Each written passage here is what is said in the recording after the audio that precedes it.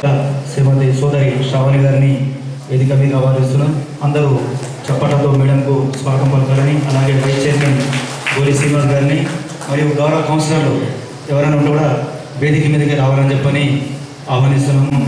జరుగుతున్నది పేదటి ఆడపడుచు ఇబ్బంది పడదని చెప్పిన ముఖ్య ఉద్దేశంలో తెలంగాణ ప్రభుత్వం ఫ్లాగ్షిప్ కార్యక్రమం కింద చేపట్టిన మంచి కార్యక్రమం ఈ కళ్యాణ లక్ష్మి పథకం. ఇది గౌరవ ఎమ్మెల్యే గారు చేతుల మీదుగా మనం ఇప్పుడు పంపించడం జరుగుతుంది.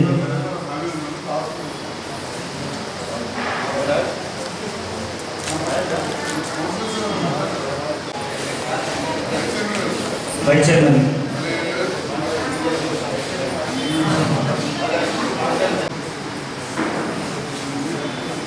జగిత్యాల పట్టణానికి సంబంధించి చేసినటువంటి పెద్దలు గౌరవనీయులు అనుక్షణం మన పట్టణ ముందుగా భోగి మరియు దీపావళి శుభాకాంక్షలు తెలియజేస్తున్నాను. జగిత్యాల పట్టణ ప్రజలకు మాత చెల్లెలకి కూడా అమ్మ శుభాకాంక్షలు. ఎందుకంటే ఇల్లు కట్టి చూడు పెళ్లి చేసి చూడు అంటారు. ఇవి రెండు మనిషి జీవితంలో ఎంత ముఖ్యమైనవంటే ఆ పాత సామెతగా చెప్తుంది. మరి ఇటువైపు మన గౌరవ ముఖ్యమంత్రి గారు పేదింటి ఒక పెద్దయిన ఆడపిల్ల పెళ్లి చేయాలంటే ఎంత భారంగా ఉంటుంది. ఒక్కొక్క రూపాయి కూడా ఖర్చుతో కూడుకున్నది. మన ఖర్చు కూడా ఆలోచించి మరి ఖర్చు పెడుతుంటారు. మరి ఆ పేదింటి ఇంటి సమస్యలు మన తెలంగాణ రాష్ట్ర సమస్యలు ఆకలింపు చేసుకున్న వ్యక్తిగా గౌరవ ముఖ్యమంత్రి మరియు మరి 1,116 రూపాయలు ఆడబిడ్డల పేదింటి మధ్యతరగతి ఆడబిడ్డల ఖర్చు కోసం అందిస్తూ ఉన్నారు. మామూలు విషయం కాదు. మరి ఈ రోజు చూడండి, మన జగిత్యాల పట్టణానికి సంబంధించినటువంటి 44 చెక్కులు అంటే ఒక్కొక్కటి 1,116 రూపాయలు. గతంలో అంటే 2020 సంవత్సరం నుంచి ఇప్పటి వరకు మనం జగిత్యాల అర్బన్కి సంబంధించి 800 కళ్యాణ లక్ష్మి చెక్కుల డిస్ట్రిబ్యూషన్ చేయడం జరిగింది. అంటే మామూలు విషయం కాదు. ఇప్పటి వరకు 800 చెక్కులు ఇచ్చినాం. ఇప్పటితో కలిపి 844 చెక్కులు. మరి మన గౌరవ శాసనసభ్యులు సంజయ్ అన్న గారు, మన ఎమ్మెల్యే గారు దగ్గర నుండి మరి మాకు ఎక్కువ మంది లబ్ధిదారులకు అందాలి, బీద బలహీన వర్గాలకు అందాలి, మా ఆడబిడ్డల పెళ్లికి ఆసరాగా నిలవాలన్న ఉద్దేశంతో మనకు అందజేస్తూ ఉన్నారు. మరి ఆడబిడ్డలందరూ కూడా ఈ విషయం గుర్తుంచుకొని మీ అందరి అండా కూడా ఎప్పుడు మన టీఆర్ఎస్ ప్రభుత్వానికి, అలాగే గౌరవ ముఖ్యమంత్రి వర్యులకి, మన సంజయ్ అన్న గారికి కూడా ఉండాలి. అలాగే మన జగిత్యాల పట్టణానికి సంబంధించి కూడా మరి ఇల్లు కట్టి చూడు అన్నారు. మరి డబుల్ బెడ్రూమ్స్ ఇల్లు కూడా గౌరవ తెలంగాణ జాగృతి అధ్యక్షురాలు ఎమ్మెల్సీ కవితక్క గారి సహకారంతో సంజయ్ అన్న గారి కృషి వలన హైయెస్ట్గా 4,500 డబుల్ బెడ్రూమ్ ఇల్లు మన జగిత్యాల పట్టణానికి శాంక్షన్ అయి ఉన్నాయి.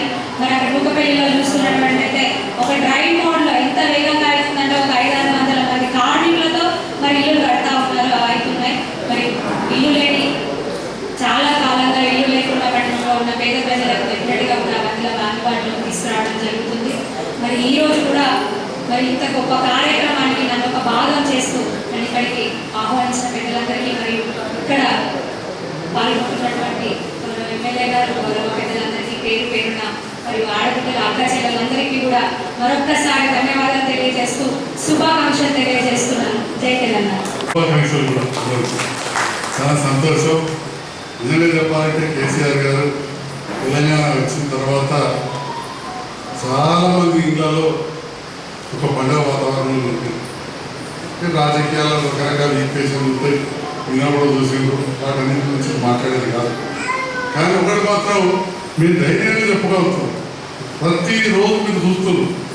చెప్పిన సందర్భంలో ఏదో ఇంకొక కొంచెం ఒకరికి పోయి మాట్లాడుతున్నారు అక్కడ ఇక్కడ తప్ప ఈ చేసే కార్యక్రమం ఇవాళ కళ్యాణ లక్ష్మి లాంటి ఒక పుణ్య కార్యక్రమం.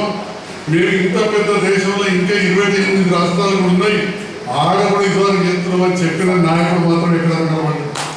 ఏడగలవాలి. ఒక్క రాష్ట్రం తెలంగాణ రాష్ట్రంలో జరుగుతున్నది.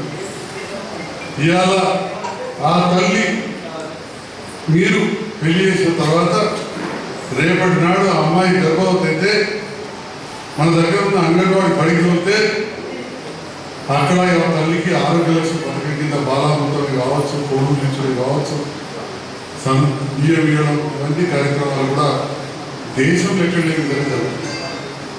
అది కూడా దేశం లెక్కలేని విధంగా ఎంతమంది 12 కోట్లు తీరుతున్నారు. ఇప్పుడు 30 ప్రతిరోజు 1 చొప్పున లెక్కలు ఇస్తున్నారు. కరోనా అప్పుడు కూడా ఆగలేదు, చాలా రాష్ట్రాలు ఆగింది.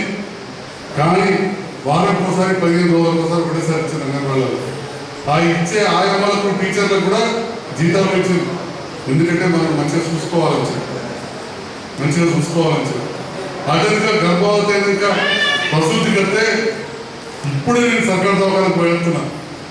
అక్కడ ఒక అనుకోకుండా చనిపోయిన వేరే కారణం వస్తుంటే ఒక ప్రభుత్వ ఉద్యోగం చేసే వ్యక్తి 50,000 జీతం వస్తుంది.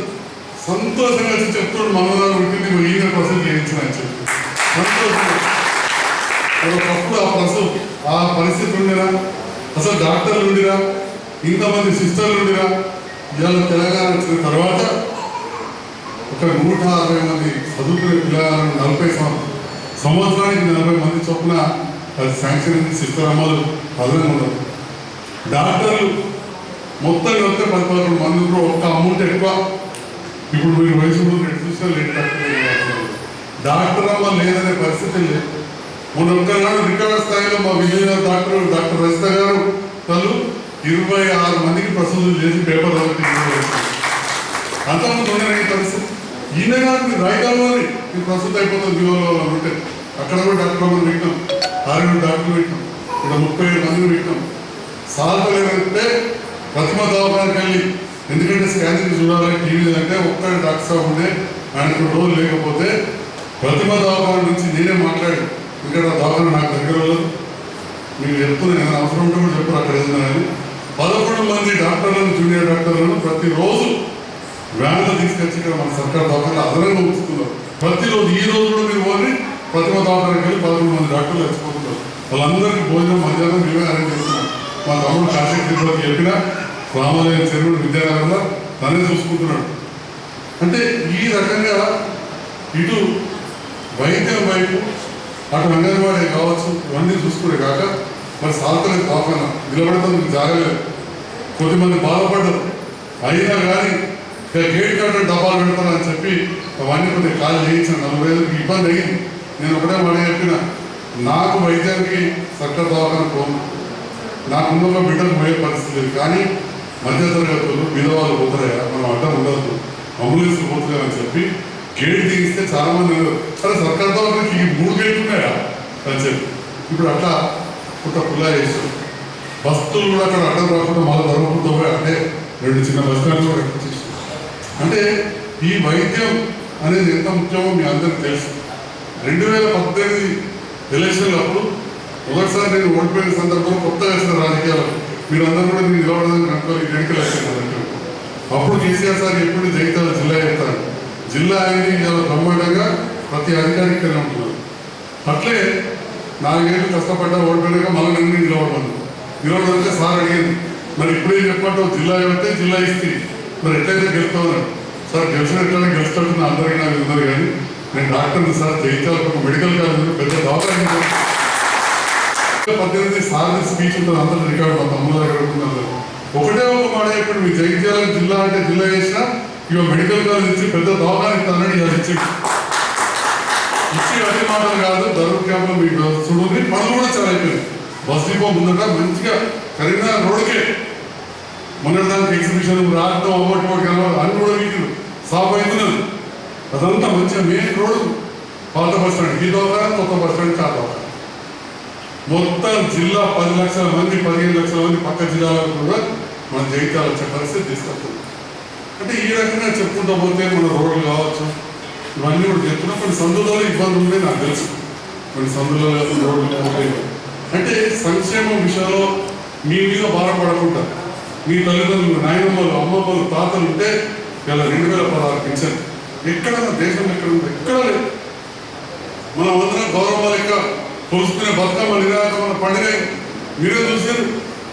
మీరు చిన్నప్పటికే చూస్తారు చింతగొడ్డ చెరువు కానీ ముప్పు పెట్టుకొని పోవాలి. ఇప్పుడు ఏదో సాల్వ్ చేశారు.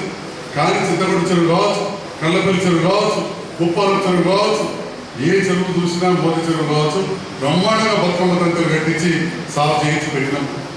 కానీగా అంతకుముందు పాత మోర్లు కలుపుకున్నది కథ ఇప్పటికిప్పుడు నేను ఆ మోర్లకు అట్లా మోరాదు కాబట్టి కొంత ఇదైతుంది తప్ప ఆ కట్టలు తంతెలు అవన్నీ కూడా మంచిగా చేసినాం. అంటే ఇట్లా చెప్పుకుంటూ పోతే జగిత్యాల పట్టణం మంచిగా చేసేందుకు మా వంతుగా అన్ని ప్రయత్నాలు చేస్తూ ఉన్నాం. మరి దాంతోపాటుగా ఇంత కరోనా కష్టకాలంలో కూడా కరోనా కష్టకాలంలో మా తమ్ముడు చెప్పిండు వకీల్ కరోనా అని చెప్పి బ్యాంకు అధికారులు చెక్కులు సంతకం పెట్టుడు లేట్ చేశారు అని వెనకబడి కావాలి మోసపాటు సంస్థ చెక్కులు సంతకం పెట్టకపోతే ఆర్డీఓ మేడం గారు రిక్వెస్ట్ చేస్తే ఆర్డీఓ గారు మా అధికారులు మనలోనే నేను కూడా పోయి మాట్లాడాల్సిన పరిస్థితి వచ్చింది. అంటే ఎక్కడ కూడా తొందరగా రావాలి, ఉన్న వాళ్ళకి ఎక్కడైనా ఉంటాయి మధ్యతరగతి వాళ్ళు అటువంటి తప్పుడు, కొంతమంది వీలో వాళ్ళకు నిజంగా చెప్తున్నా ఒక మాట చెప్తున్నా, మధ్యతరగతి వాళ్ళు కూడా ₹1,00,000 అంటే మామూలు మాట కాదు. ఈవెన్ నేను కొద్దిగా ఉన్నదే నాకైనా లక్ష అయితే ఎక్కడ నుంచి పెట్టాం అటు ఇటు కళ్ళాడనే తెచ్చుకుంటాం, ఎందుకంటే ₹1,00,000 అంటే మామూలు మాట కాదు. కాబట్టి ఇవి లేట్ కావద్దని చెప్పి ఎప్పటికప్పుడు మనం తొందరగా చేస్తున్నాం. ఇది చూసిన సంక్షేమం ఇవాళ ఇప్పటికీ గొల్లపల్లి కాయచ్చిన ఎన్నడూ చరిత్ర లేదు. ఒక్క ఊర్లే గొల్లపల్లి కాడ ఇప్పుడు ₹1,82,000 గొర్రెలు 111 మందికి 2,200 గొర్రెలు ఇచ్చారు. 2,200 గొర్రెలు కుల సంఘాలకు ఏనాడు కూడా ఇవ్వలే. ఇక్కడ జగిత్యాల కాడ కూడా వైశ్య భవనానికి ఇచ్చినాం, పద్మశాలి భవనానికి ఇచ్చినాం, మున్నూరు కాపు సంఘాలకు ఇచ్చినాం, కొత్తవాడ దగ్గర ఇక్కడ వంజర సంఘానికి ఇచ్చినాం, గంగపుత్ర సంఘానికి ఇచ్చినాం, ఇట్లా చెప్పుకుంటూ పోతే చాలా సంఘాలు ఇచ్చాం. ఇప్పుడే చర్యలు వేస్తున్నాం. అక్కడ కూడా మున్నూరు కాపు సంఘం, రెడ్డి సంఘం, రజక సంఘం, అదేవిధంగా ఎస్సీ కమ్యూనిటీ హాల్కు ₹11,00,000 శాంక్షన్ చేస్తున్నాం. అంటే ఈ రకంగా ఇంత కరోనా కష్టకాలంలో కూడా కేసీఆర్ సార్ మన తెలంగాణ దేశంలో ముందడుగుచ్చారు. కానీ అన్నిటోళ్ళు అంటూనే ఉంటారు, మనం చూస్తున్నాం. ఇక దాన్ని నమ్మి రకరకాలుగా కొన్ని ఇబ్బందులు అవుతున్నాయి. అవి అన్ని అడుగుతున్నాం. కానీ మాకైతే ఒక సంతృప్తి ఉన్నది. నేను అనుకుంటా మా ఆడబిడ్డలు వినడం ఇట్లాంటివి మర్చిపోరు. ఎందుకంటే ఇది గొప్ప కార్యక్రమం, ఇది చాలా పుణ్య కార్యక్రమం. మరి ఈ పుణ్య కార్యక్రమాన్ని ముఖ్యమంత్రి గారు ప్రత్యేకంగా ఎమ్మెల్యేలే ఉండి పంచాలి, మీరే ఇవ్వాలని చెప్పారు. ఇంకా మా కేటీఆర్ గారు అయితే సంజయ్ ఇంటికి ఇచ్చినారు మన అయిపోయి. కానీ ఇంటింటికి తిరగాలంటే మామూలు పెళ్ళి అవుతుందిగా, మామూలుగా చాలా ఇస్తున్నాం. ఇప్పుడు మళ్ళా గ్రామాలకు సంబంధించి మళ్ళా రెడీ పెట్టారు మా రెవెన్యూ అధికారులు, ఆర్డీఓ మేడం, తహసీల్దార్ చెప్తున్నారు, ఢిల్లీ గారు తప్పక 30 వచ్చినాయి, డాక్టర్ ఎప్పుడు వస్తాం అంటే ఈ ముందు అయిపోయి అలా పండుగ ఉన్నది, రేపు పండుగ పండుగ నెలలో వస్తాం. ఈ రకంగా ఎన్నో కార్యక్రమాలు జరుగుతున్నాయి. మీ అందరి ఆశీర్వాదంతో, మీ అందరి సహకారంతో ఈ పట్టణాన్ని కూడా ఖచ్చితంగా అభివృద్ధి చేద్దాం. మీరందరూ కూడా ఎన్నో వాటిని చర్చలో ఉండంటారు. కొద్దిగా సందులో ప్రాబ్లం ఉన్నది మా పేరు కాదు. వాటి విషయంలో కూడా నేను చైర్మన్ గారు కౌన్సిలర్లో మొట్టమొదటిసారి నేను ఇంకా గెలిచింది. గెలవగానే నేను చెప్పిన నేను సంబరపడాలని నేను గెలిచింది. కానీ మీ నెత్తిన ముందుల కిరీటం ఉన్నది, జగిత్యాల మున్సిపాలిటీ మొత్తం కంపవాటి ఉన్నది, దీన్ని సదరాయించాలంటే ఏకదం అయ్యేది కాదు.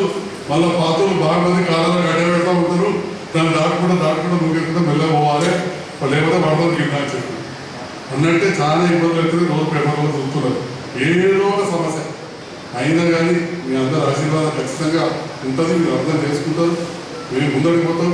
జగిత్యాల పట్టణాన్ని తప్పకుండా ఇంకా అందంగా కూడా చేస్తామని చెప్పి మాట ఇస్తూ ఈ పుణ్య కార్యక్రమం పాల్గొన్నందుకు అందరూ వచ్చినందుకు మీకు గౌరవ ముఖ్యమంత్రి గారికి హృదయపూర్వక